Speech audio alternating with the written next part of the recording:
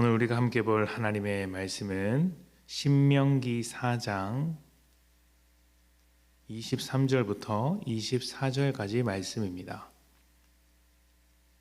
신명기 4장 23절부터 24절.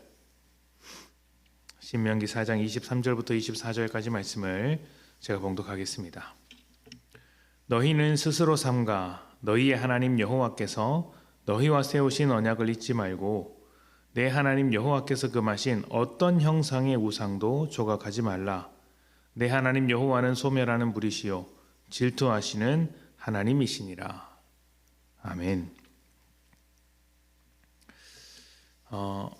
어제 말씀을 나누면서 성경에는 하나님에 대한 어색한 표현들이 많다.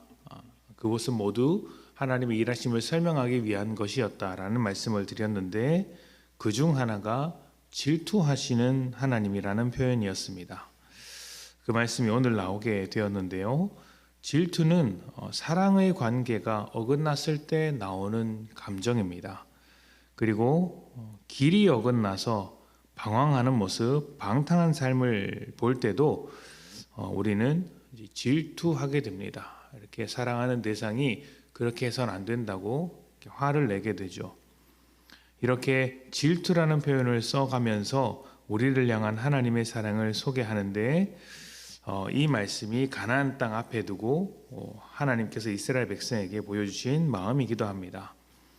가나안 땅에 들어가서 살게 될 이스라엘 백성에게 모세는 우상을 만들지 말라고 했습니다.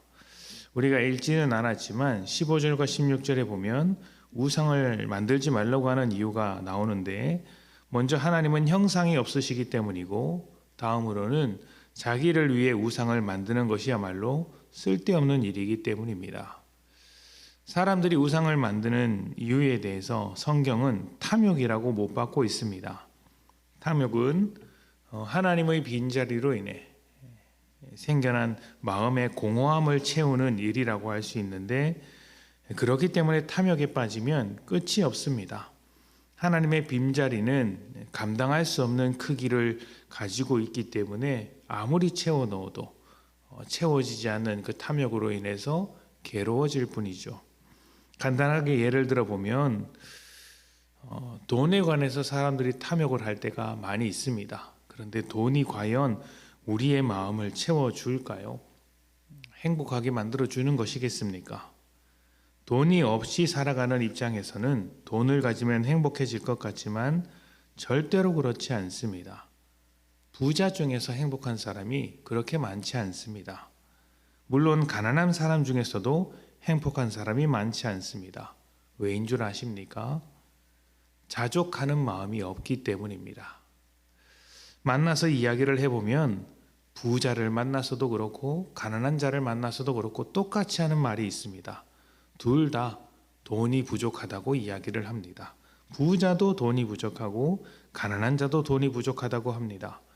자족하는 마음이 없이 탐욕으로 살아가면 가진 것이 얼마나 많은지와 상관없이 지옥과 같은 삶을 살아갈 수밖에 없는 것이죠. 그렇다고 해서 부자가 되지 말아야 한다, 가난하게 살아야 한다 이런 말씀을 드리는 것도 아닙니다. 부자건 가난하건 믿는 자에게는 사실 아무것도 아니라는 것이죠. 부자는 부자로서 주님의 뜻에 따라 돈을 잘 사용하면 되는 것이고 가난한 자는 자기 형편 속에서도 역사하시는 하나님을 붙잡고 잘 살아야 합니다. 중요한 것은 탐욕으로 우상을 삼지 않고 자족하며 주의 뜻을 따라 살아가는 것, 이것이 중요하다는 것입니다. 탐욕으로 우상을 만들지 않는 것이 필요하다는 것이죠. 탐욕은 더 큰 것을 원하기 때문에 우상을 만드는 사람일수록 괴롭습니다. 자기를 위해 우상을 만드는데 초라하게 만들 사람이 누가 있겠습니까?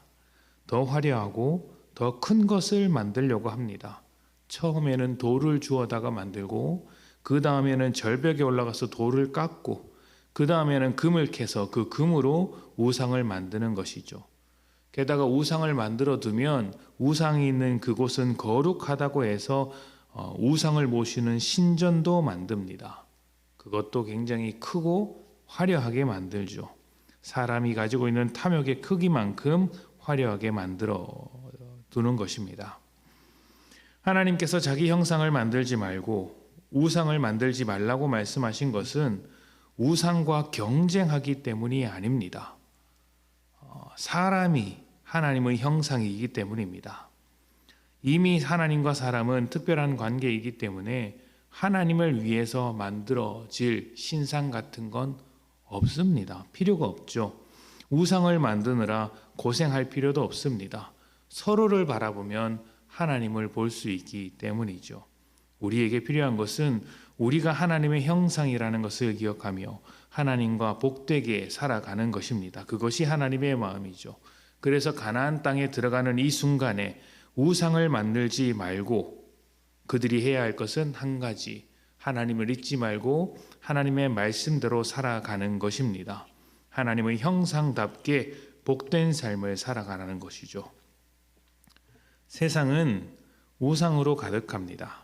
모든 사람이 자신만의 우상을 가지고 하나씩 만들고 살아가고 있습니다.